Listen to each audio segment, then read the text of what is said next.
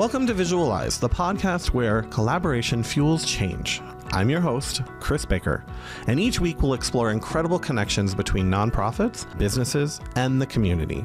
This is a space where we highlight inspiring partnerships, uncover strategies for creating meaningful impact, and share stories that show how working together can make all the difference. Whether you're a nonprofit leader, a business owner, or someone just passionate about building connections, this podcast is for you. Welcome back to Visual Eyes. And today, before we dive in, we just want to say a huge thank you to our brand partner for this episode, Matt Burnson with Tom James. Matt isn't just a clothier, he's a trusted style advisor who brings fully custom wardrobes right to your door, saving you time. Whether you're dressed for your boardroom or for the big stage, he'll help you get as sharp as you need to lead.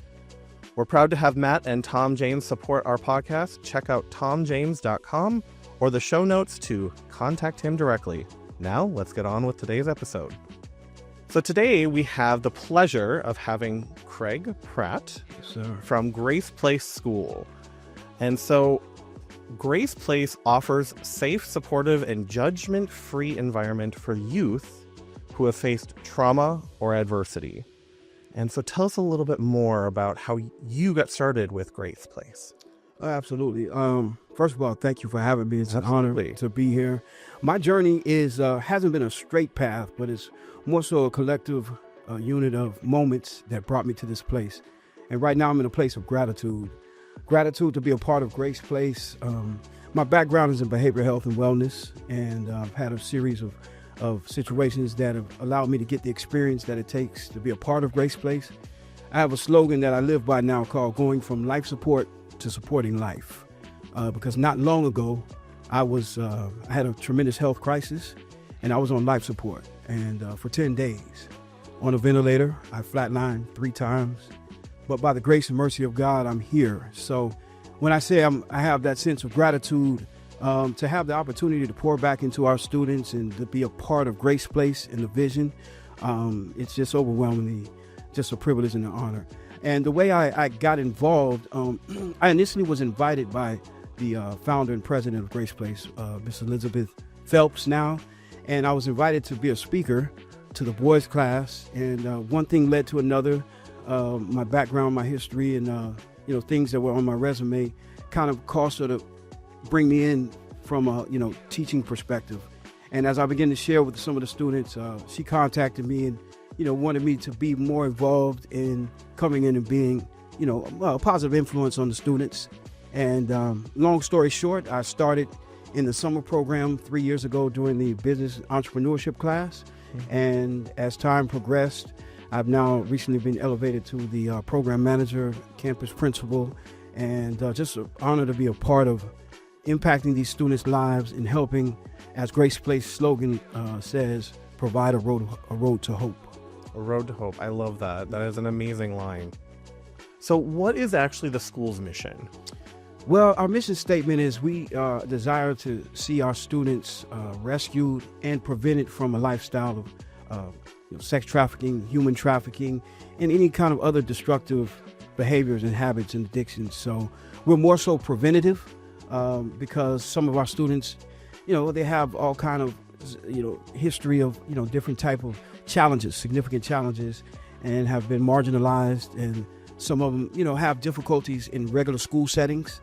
Mm-hmm. And so we provide that opportunity. But we just want to provide that road to hope that no matter what they've gone through, no matter what their past, it doesn't define them, that there is still tremendous purpose from a God-given potential. And that's our main mission, is that they realize their God-given potential and be successful in whatever endeavors they may have. And we just want to provide that support system, that whatever environment they may find themselves in, that there is a safe place, Grace Place, that they can come, get their academic instruction, but also get a spiritual base to understand that with God's help and with their fortitude and desire to succeed, anything is possible. Anything is possible. Yes, sir.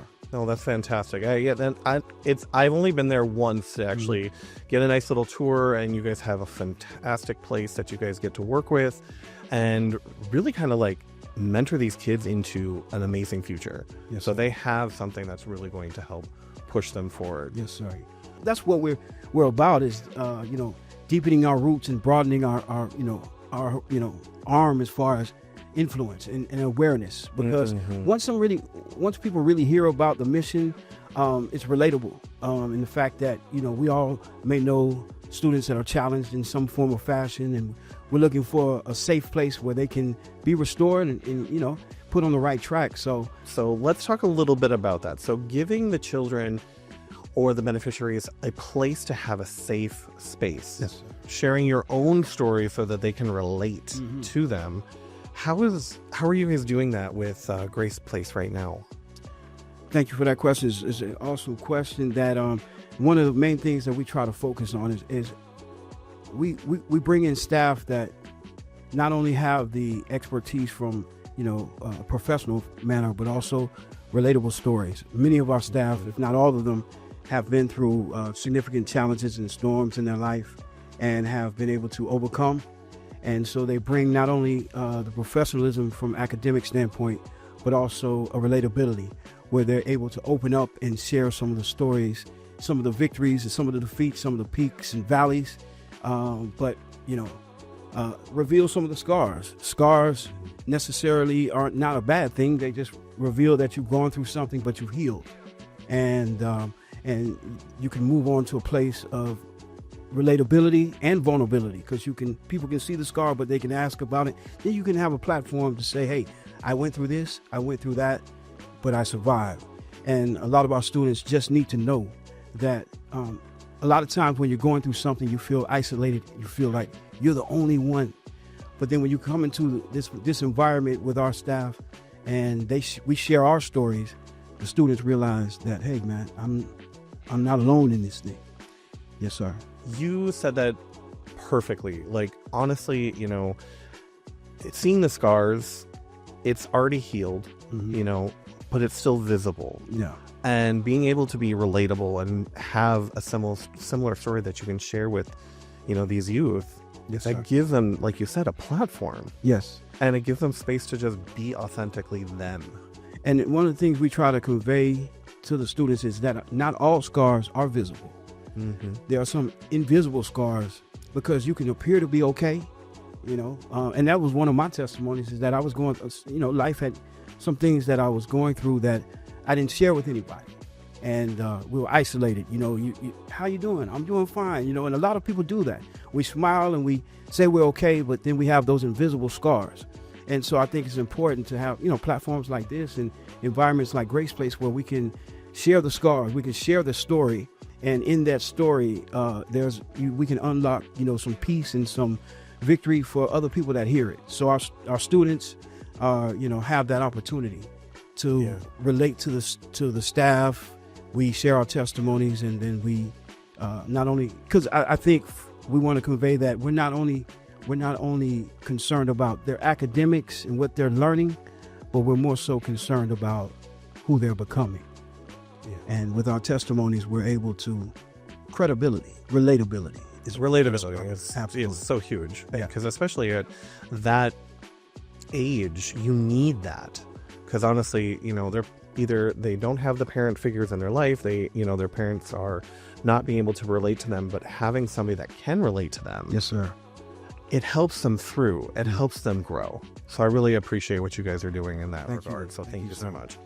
So I would love to continue our next conversation, which is really where our basis of this show started from, was collaboration. So what does collaboration mean to you guys, and how does it work within Grace Place? Absolutely. I think collaboration is very important because it just helps from a community perspective. We can only do so much on our own. They say there's strength in numbers. And, the old cliche, it says it takes a village.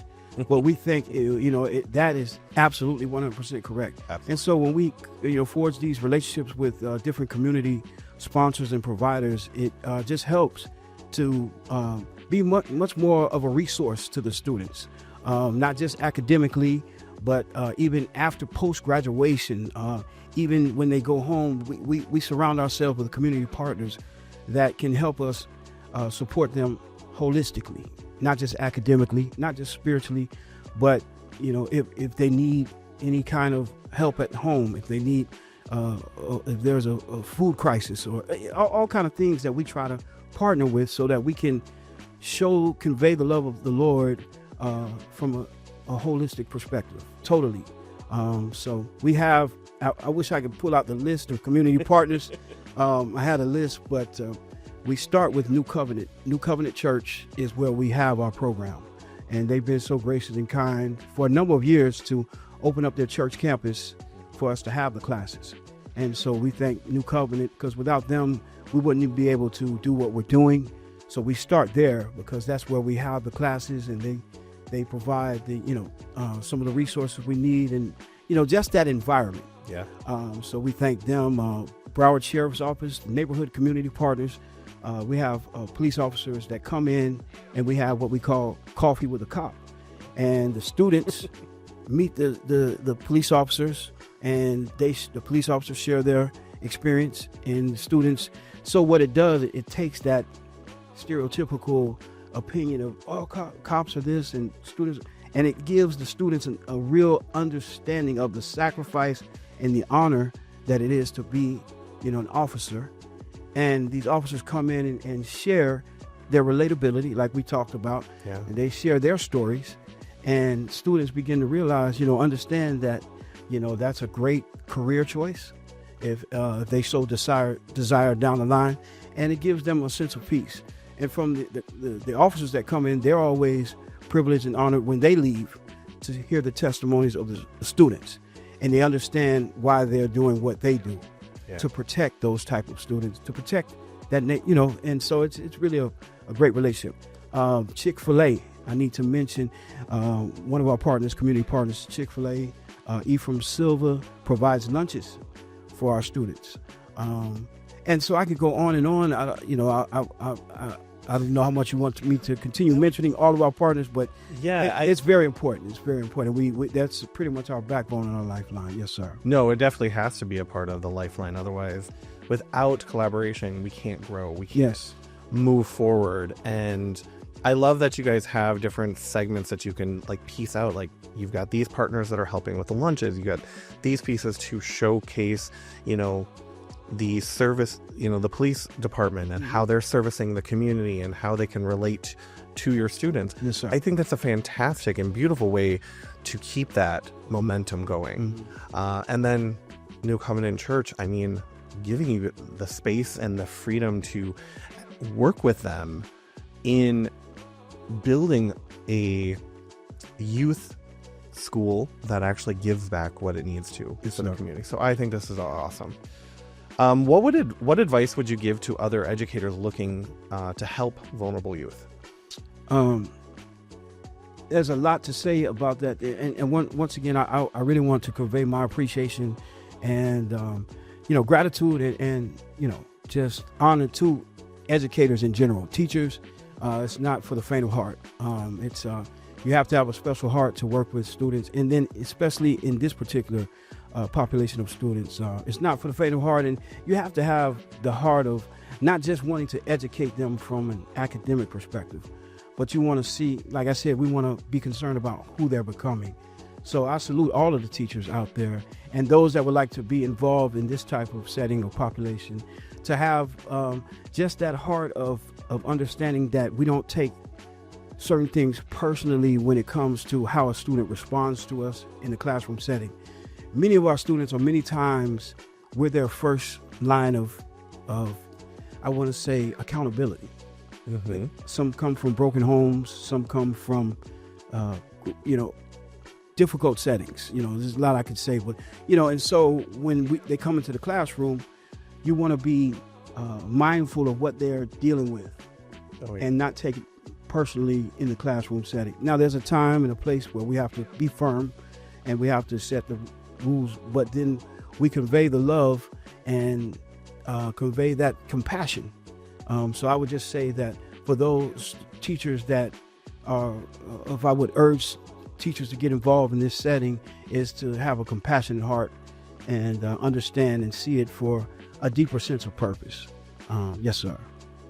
I can relate to a lot of this because I went through quite a bit of what some of these kids are going through myself. Okay. So. I come from a broken home. I've had issues with the police because they actually took my father away. Wow. And then I went in to testify and they said, well, you're lying to protect your father, which was not the case. Wow.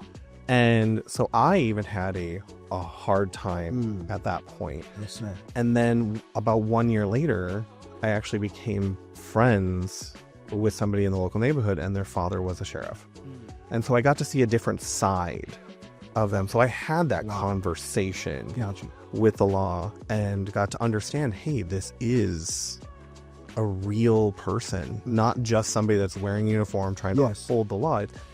They have their own troubles and they have their own things they're going through. Absolutely. And, you know, it wasn't until I actually had those type of conversations, I got to see him as a real human, that it really made a change in direction of my life. Yes, sir. And I was dealing with a lot of other things growing up as well, but I can totally relate to what you guys are doing, and I think it's phenomenal. Like putting this all together into one space, giving them accountability, giving them compassion is one of the things that I don't really feel like I had, because I was bounced around between my father's place, my mother's place, and there was no consistency. And there was just one person would do something one way and the other would do something completely different. And it wasn't stable. And it did cause a lot of confusion and a lot of, you know, internal. Yeah. I got a lot of internal scars for that. Yeah, understandably so, sir. You know, thank you so much to Grace Place for giving these kids and these youth the ability to actually have somewhere to go and say, hey, you know what, this is what's going on and I need help. Wow. So I really, really do appreciate it's an honor. what you guys are doing. It's an honor. Thank you for sharing that. Thank you. Yeah. All right. So now let's go back one more time to recognize our brand partner, Matt Burnson and Tom James. Thank you so much. And as we wrap up this episode, we always ask this final question. So what is the legacy that you hope to leave personally, not through the organization specifically, but you personally leave for future generations? Wow, that's an amazing question. And I just believe that to be a positive influence, and I think that resilience is one aspect of being able to show someone else that you can make it through whatever you might be dealing with. If you just have what I say, faith in the Heavenly Father and believe His promises. And so the legacy I want to leave is just to be able to have that positive influence with anyone that I may be able to come in contact with, to say that, hey, Craig, he might have not been the perfect guy, but he was a man after God's heart, and he was desirous of achieving the purpose for which he was created. And I believe that is to spread the love of Christ, to spread the love and the encouragement to know, to spread it to whoever I may encounter, that you can survive, that no matter what you're dealing with, it may seem to be insurmountable odds, but you can make it through.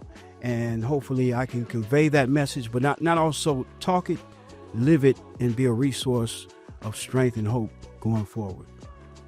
Amazing.